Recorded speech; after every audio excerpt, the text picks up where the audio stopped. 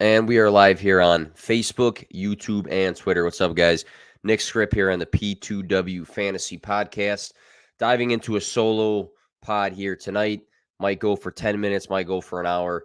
Not sure, but the topic of the day is pass catching running backs and the power of pass catching running backs in PPR leagues. So, what I want to do is kind of dive into where guys have stood in the past that caught X amount of passes for fantasy, looking at PPR leagues, then look at this past year, and then try to look forward at guys that we might want to target more due to the pass catching upside that they will have in fantasy. So should be a good show. Try to get through some things here pretty quickly. But if you are tuning in, stick with me here.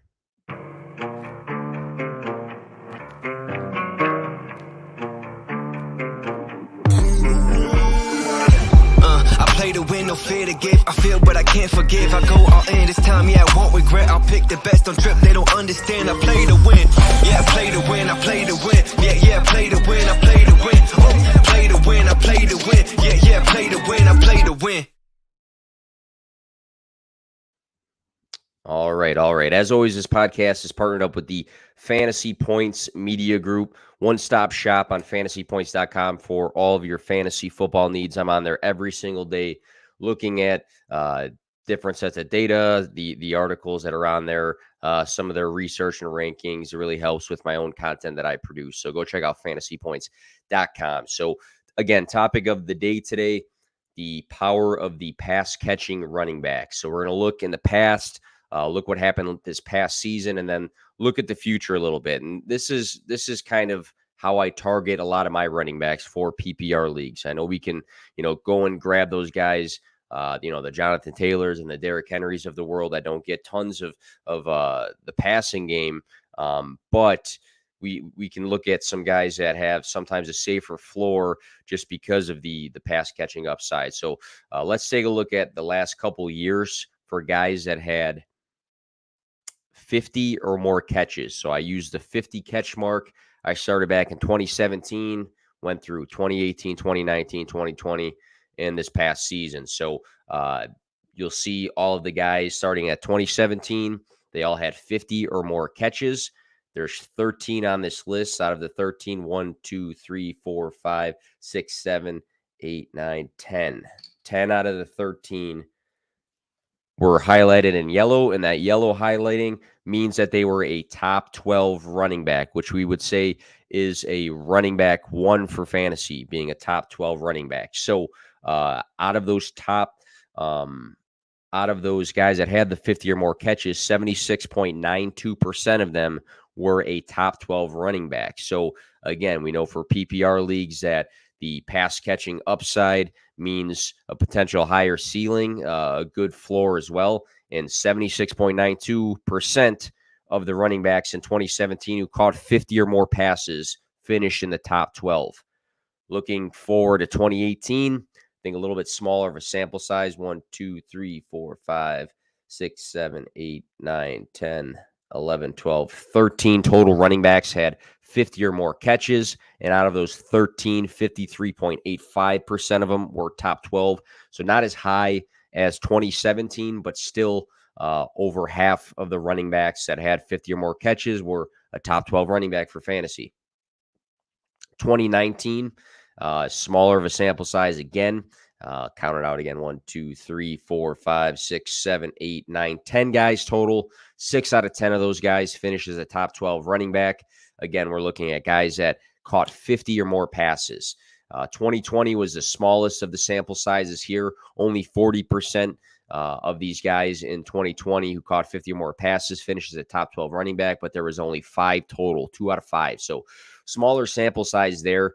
We saw a big dip in the amount of guys that there were. We looked back at 2017, we had 13 guys and only 5 in 2020. This past season in 2021, back up to 71.43% of running backs who caught 50 or more passes finished as a top 12 running back. So total, there was 1, 2, 3, 4, 5, 6, 7 running backs that caught 50 or more passes.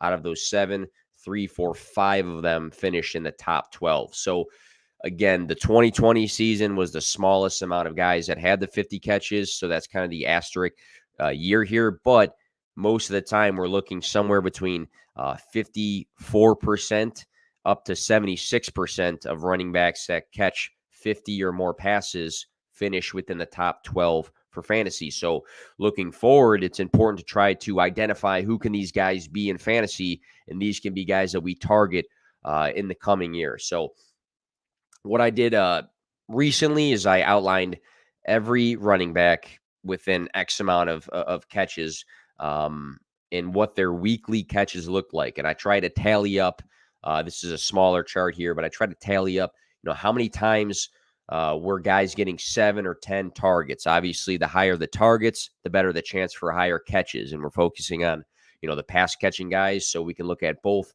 targets and receptions here. And I went, in the far column all the way to the right. If you were listening to this in your car, it's on YouTube, so you can check it out there. But 7 plus, 10 plus. And I broke it down. It's more for the bigger fantasy finish guys like Eckler, Najee, Swift, some of these guys. So looking at 7 plus target week leaders. So guys that had 7 or more targets, how many weeks did they have of that? Austin Eckler, 6. Leonard Fournette, 6. Najee Harris, 4. Deandre Swift, 4. And then only 2 guys had 10 plus targets on 2 separate weeks. That was Eckler and Swift. And then I looked at the average target leaders as well. Fournette, Swift, both at 6. Eckler, 5.9. 5.9 for McCaffrey, Najee 5.5, 5.2. That's across the entire season. The data we looked at beforehand was broken down by the fantasy season. So 2017 through 2020 was weeks 1 through 16. 2021 was weeks 1 through 17. We do have that extra week added. So another set of data I looked at from this past year when it came to pass catching running backs was the receptions per game and the targets per game. And then off to the right, I started making lists of guys that I feel are locks and other guys to think about when it comes to this category. Because again, if we look back historically, guys that are catching 50 or more passes each season have a higher probability of finishing within the top 12. So starting off with some of the pass catching locks, no specific order, but I'm going to highlight these guys here. So the first I said is a lock, as long as he's healthy, is Christian McCaffrey. We can see that he had 5.28 receptions per game, 5.86 targets per game. So that's at a fairly high rate. When he's healthy, he gets a ton of receiving work. If we look back historically, 2018, he had 106 receptions, 2019, 109 receptions. The injuries the last 2 seasons have changed that a bit. Another guy on the list here, big truther of his, Deandre Swift, but he averaged the most targets per game looking strictly at the fantasy season. So these numbers are weeks 1 through 17. I did not look at week 18 here, but he had the highest targets per game out of anybody on this list at 6.08. So we know that him and Goff's connection is good. Him and Hawkinson, Amon-Ra St. Brown are all guys the Lions are going to factor into their offense, but DeAndre Swift was getting very consistent targets each week. Austin Eckler, another guy highlight in yellow here, 5.47 targets per game. Him and Herbert's connection is there. He gets a lot of passing work, so we can count on him being a pass-catching lock coming into the next season. Najee Harris, I believe, is a lock as well. I know that Big Ben's not going to be there, and this offense is going to change a little bit, but Mike Tomlin is still there. He's still the head coach. We know what Najee did this past season. He had the most targets for the running back position. This is actually sorted by targets. He had 90 for the year, 5.63 targets per game. Tons of work there, and Juju's not going to be back, I don't think. And, this offense, again, might be changing with a new quarterback and, hopefully addressing the O-line. But I think Najee Harris is another guy that's a lock for passing work. Alvin Kamara, I mean, there's people tweeting out maybe he's not going to be on the Saints next season. I have to actually find him on this list. But we're looking through, his time in the fantasy world. That's what we know Alvin Kamara as. He actually ran the ball really well this year. And had some bigger rushing days, but we know him as a pass-catching running back. 5.42 targets per game. And again, if we look throughout this entire list that I have in front of me, there's not a lot of guys above 4 targets per game. So when I'm talking about these guys I named already, McCaffrey, Swift, Eckler, Harris, Kamara, these are all guys that are getting somewhere between 5, 6 targets per game. So that's at a higher rate than the average running back. I also, maybe it's a little bit of a hot take, but I also think that Saquon Barkley is a lock, as long as he's healthy, to be a pass-catching back. Back in his rookie season, 2018, he had 87 receptions. And when he does, when he is on the field, when he's healthy, he does get enough work for me to be considered this. Targets per game, he was just over 4. Again, not a ton of guys over 4. But I think with this Giants team building and forming, now they got a new coaching staff there. We've seen Saquon Barkley be an awesome pass catcher in the back. He has that skill set. So I'm all for him being a lock in the future here. Get random comments from YouTube. But those are my pass catching locks. What do these guys all have in common?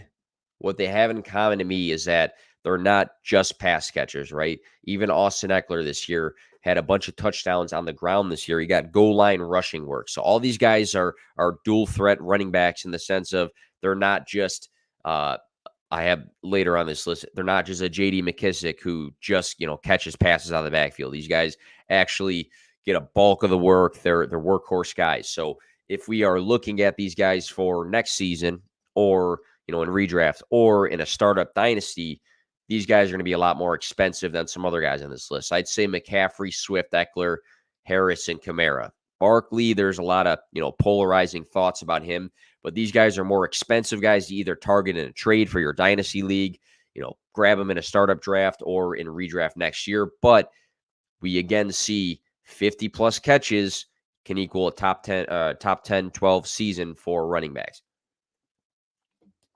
Some other guys on this list that are, could be considered pass catchers. Dalvin Cook is one who I listed. He again is a guy that's going to be a workhorse running back, but the receptions are pretty up and down. He had several games of, 2 catches, maybe 3 catches here and there, and then he would have, these 2 6-catch weeks. So he can be a guy that gets passing work. Looking at the list itself here, where he actually finished, I think he was just below that mark. So he had 33 receptions this past season, but he only played in 12 games. So again, could he get 50 catches? I think so in a full season, and I don't think anybody's cutting into his workload. Dave Montgomery, another guy, since the Tariq Cohen injury, he's been a running back that's had a bump in his pass catching upside. We've seen weeks, I'm looking at weeks 13 through 16 here, 8, 6, 5, 7 catches. That's a great sign for David Montgomery. Again, another guy that's missed time this year, but he had 40 receptions in 13 games. So if we added 2 more games, could it have been 5 catches a game? That's a possibility. He's another guy that could fight to be a top 12 running back because of the volume. Antonio Gibson, I put on this as well because J.D. Mckissick is going to be a free agent. And Antonio Gibson, maybe not everybody knows, but he was a receiver in college. I mean, the guy has that background to him, but similar to some other guys, the pass catching this past season, very up and down. You have a lot of games where he was, weeks 2 through 7, he was catching 2 or 1 passes for those weeks. And then we look forward, week 12, 7 catches, week 13, 5 catches, week 15, 6 catches. So I think he is a running back, Antonio Gibson, that can have that pass catching upside, can catch 50-plus passes, especially now that it's looking like McKissick's probably not going to be back. Gibson in 15 games caught 41 receptions. So again, the second half of the season, he was getting a lot more work than he did at the beginning. I think if that part of his game is there, he can have that upside to fight for a top 12 spot just because of the pass catching upside. Aaron Jones, a lot of people I've seen tweeting about him lately, and A.J. Dillon. I have this weird thought process that Aaron Rodgers is not going to be back, and either is Devontae Adams. I don't know if that's me being a Bears fan or what that is, but I have this, idea that Green Bay might turn into maybe more of a run-focused team with A.J. Dillon and Aaron Jones, with Aaron Jones being the pass-catching back and A.J. Dillon maybe getting more of the work on the ground. But Aaron Jones has that capability, has that skill set. I know it, was tied with Aaron Rodgers, and maybe that'll change things. But I think there's a world where we might be looking at a Packers team next season that loses their number one pass catcher. Maybe they add, a guy or two from free agency or the draft. I haven't looked too much into that. But Aaron Jones has been a guy who's had a lot of good pass catching weeks. Week 2, 6 catches. Week 7, 5. Week 8, he had 7. 16 and 17 had 5 catches in both of those weeks. So he's a guy that can handle that sort of work. And I think a lot of people are kind of on the fence about Aaron Jones right now because they see, A.J. Dillon creeping up, and he is a younger guy who weighs probably 100 more pounds than Aaron Jones. But if he keeps that pass-catching upside, I think there's still a chance that he's going to be very, very fantasy relevant, especially if the Green Bay ends up working with 2 separate backs. So Aaron Jones, 52 receptions on the year. He was the running back 9 for fantasy. And I know that having that 50-plus pass-catching upside he had was a big boost for him being a top 10 running back for this season. Josh Jacobs, another guy. So Josh Jacobs finishes the RB13 just outside of the top 12 running backs. But, he was in that 50 catch range. So Jacobs, after Kenyon Drake was out of the mix, they were missing Waller for a handful of weeks as well. But he saw, some consistency in the passing game, I'd say, after the bye week. Before the bye week, he had, a 5-catch week, but then he had 2 1-catch weeks. But following the bye week, we saw games of 5-5, 9-5 pass catching weeks. And he does have that skill set. I think he was profiled to be that sort of guy that can handle that. So pending Jacobs still gets that work, that's going to be where his upside is, because we know that he can have some up and down days, and he's dealt with some injuries in the past as well. But seeing that 50-plus mark this past season is a good sign for Josh Jacobs if it stays that way. We'll see what they do, with their options. They'll still have Waller. They'll have Renfro. I think Zay Jones is probably going to be gone. We know Ruggs is probably not going to play football again. Next guy on the list, Michael Carter. So some of these guys are, might be considered dart throws, but if we're talking about the Josh Jacobs and the Michael Carters of the world, they're not the same price as the McCaffreys and the Ecklers, and they're maybe not the same ability, but they still might give you that top 12 upside again because of that 50-plus catch potential from them. So Michael Carter, let's see what he did for the year. 36 catches on the year in 13 games, so he missed a few games as well. To me, it was a bit sporadic at times. I think Ty Johnson, came in and handled some passing work too, but we saw, in college for North Carolina, he was a big pass catcher there. And then we saw in some weeks this year, week 7, 8 receptions, week 8, 9 receptions. It didn't stay consistent though, because 2 out of the 3 next weeks, he only had 1 catch. So, seeing him have these games, we know he can do it. It's just a matter of, will the Jets game plan around Michael Carter being a pass catching back, and if so, will it be consistent? I think it'll be something worth taking a chance on. He's got to stay healthy, obviously, but he had very, very relevant weeks for a flex running back. So to say he's like a lock to be a top 12 guy is a bit of a reach for next season. But again, if we can have these weeks where he's catching 8, 9 passes, or maybe even just like 5 consistently, then he's a guy I'd want to target, because again, PPR leagues, the pass catching upside, we've seen it in the past. These guys all finishing as top 12 running backs because of catching 50-plus passes. Travis Etienne, I threw him on that list as well. In college with Trevor Lawrence, back in the NFL with Trevor Lawrence.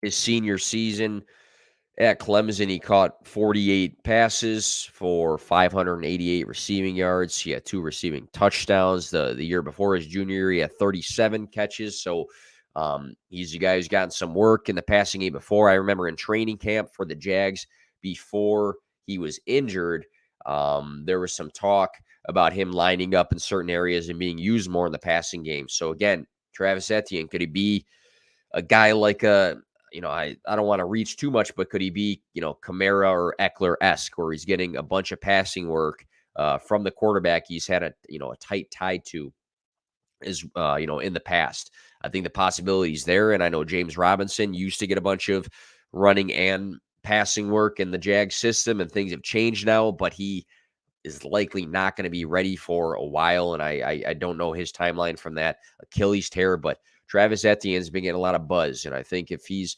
healthy, good to go, if he does have that pass-catching upside, then he's a guy that might, some people might want to target a little bit more now. Leonard Fournette, he might have been in this pass-catching lock category if the Buccaneers still had Tom Brady and he was for sure coming back, because if we look at him to the left here, he was the number 2 targeted running back with only 14 games played. So he had 6 less targets than Najee Harris, but he played 2 less games. So, Leonard Fournette's passing work was unbelievable. I mean, he was getting a ton of work from Brady on a consistent basis. When guys were out, we can count on Leonard Fournette to get some work. In 2021, he finished RB5 for the position.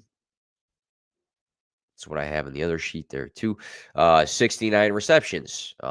That's a high mark. Second most receptions in the league. I'd say that if he was healthy for the full season, and again, coulda, woulda, shouldas, but he could have been the number 1 receiving running back for the year. And we've seen in the past, you go to 2019, he was the RB6. He had 76 receptions. So this is a guy who's done it before. This is a guy who, when given the passing work, has been very, very relevant for fantasy. And that might have been an early indicator for, us people that break these things down. Like, hey, if he gets the work, he's done it before, and that's what he was before. But the big question is with Leonard Fournette, where's he going to be next season? Is he going to be on the Buccaneers? Is he going to be on the Dolphins? I mean, we can go down the list of the possibilities, but, wherever he lands, will he get the passing work? Does he have the skill set? Does he have the ability to handle it? Absolutely. He's done it plenty of times in the past. So Leonard Fournette, if things were more clear, I'd say he'd be more on this side here. Chase Edmonds, he's a tough one for me because, when Chase Edmonds is healthy, he's another guy that profiles as that. I wouldn't say he's the same sort of category, though. And people wanted him so bad before the season started to be Alvin Kamara, and I don't think he is. I think he's a good player. I think he's a good playmaker with the ball in his hands. And we've seen, week 16, 8 catches, weeks 2 and 3, 5 and 7 catches. Last week of the season for him in week 17, he had 5 catches. He's a guy that can, profile as a pass catcher. But again, where's he going to be next season?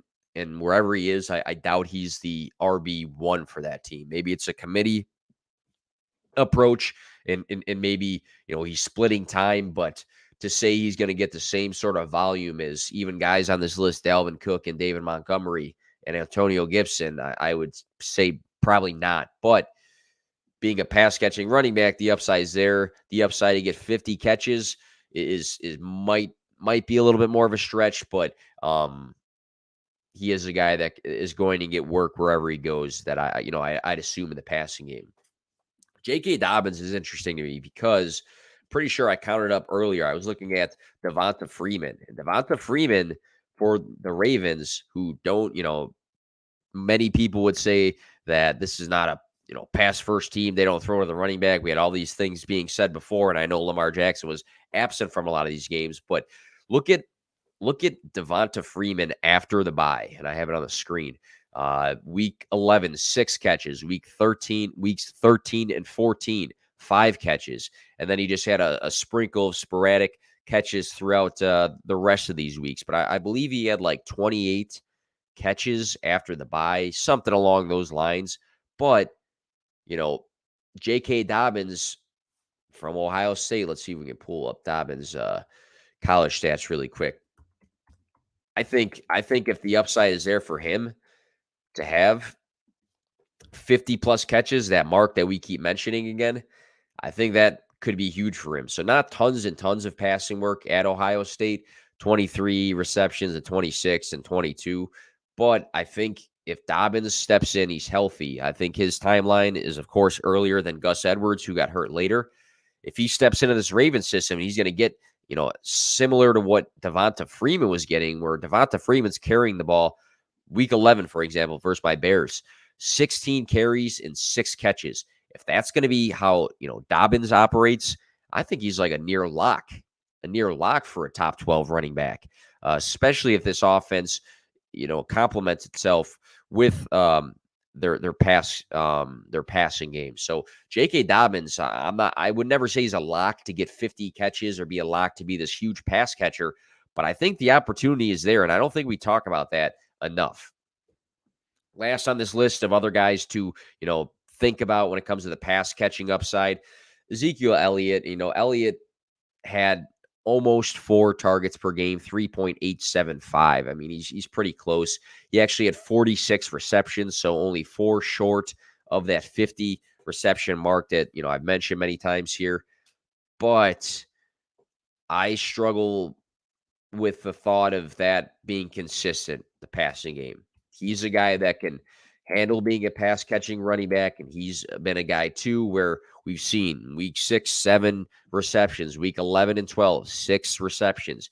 He's had these bigger days, but then we see days where now Pollard comes in and he gets a handful of catches. And, we got CeeDee Lamb and Amari Cooper in the passing game. We also have Dalton Schultz, who may or may not be back. But we got all these guys that are getting a piece of the pass-catching puzzle.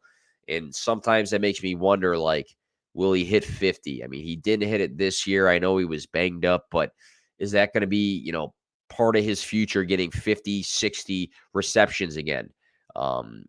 If we look to the past, I'm trying to see if he was on one of these lists. 2019, he was the RB5. He had 51 receptions, so he was just over that 50 mark, and then he did finish as a top 5 running back. Same with 2018. He was a top 5 running back, Zeke, but he had 77 receptions. My thought process is that the days of the 70-plus receptions is of the past, I think, for Zeke. I think he's still going to be their lead running back next season. I think he's still going to get a ton of volume. But to bank on him getting that high of passing work, I'm not sure how realistic it is unless things are completely shifting around with the Cowboys. And then my last little category here for pass catchers, big question mark. J.D. McKissick's going to be a free agent. Not long ago, 2020, he was the RB15. He had 75 receptions. Will McKissick have that sort of upside ever again?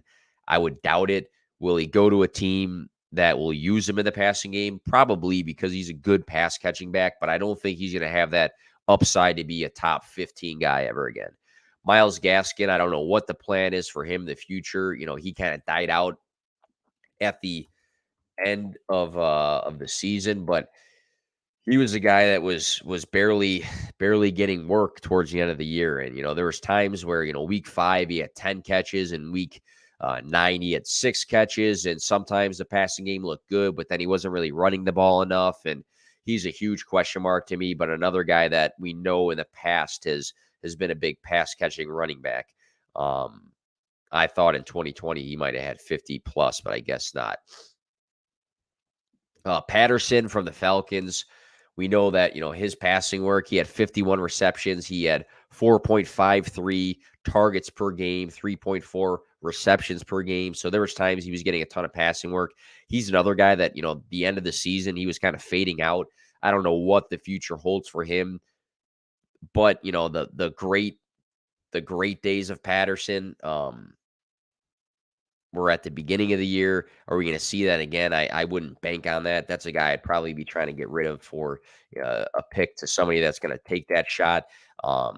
You look weeks 2 through 5, 2, 6, 5, 7 catches. But at the end of the season, after the New England absence, he never had above 3 he only had 3 ones. So, again, pass catching running back for a good chunk of the year that died out.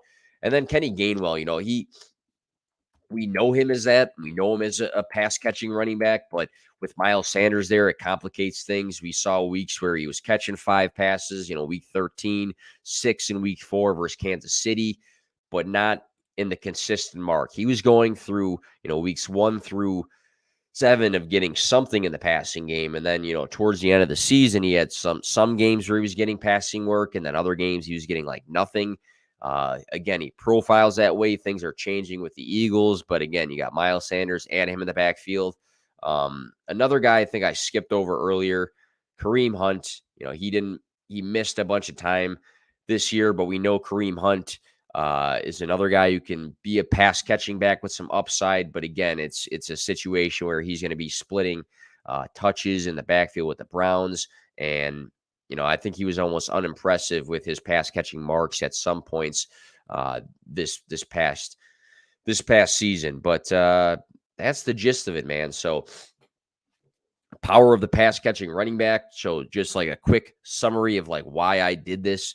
I looked a lot of percentage of running backs through the last handful of years who have caught 50 or more passes were a top 12 running back for fantasy as long as they're getting volume. So I think it's important to look back and say, hey, if a running back can get 50 catches and get enough volume, they have a better shot at being a top 12 running back than some other guys. And the pass catching opportunity in PPR leagues is big. And that's how we can look in the future and say, hey, 2022, these guys are locks. The McCaffrey, Swift, Eckler, Harris, Kamara, these guys are locks. And then we can look and say, hey, if it's consistent for Gibson and Jacobs, they have a good shot at being, a higher upside running back. Or, hey, throw a dart throw on a Michael Carter or a Travis Etienne, because if they get this work, we know from looking at past stats what they can be for fantasy. So thank you guys for tuning in. If you did, quick podcast, not even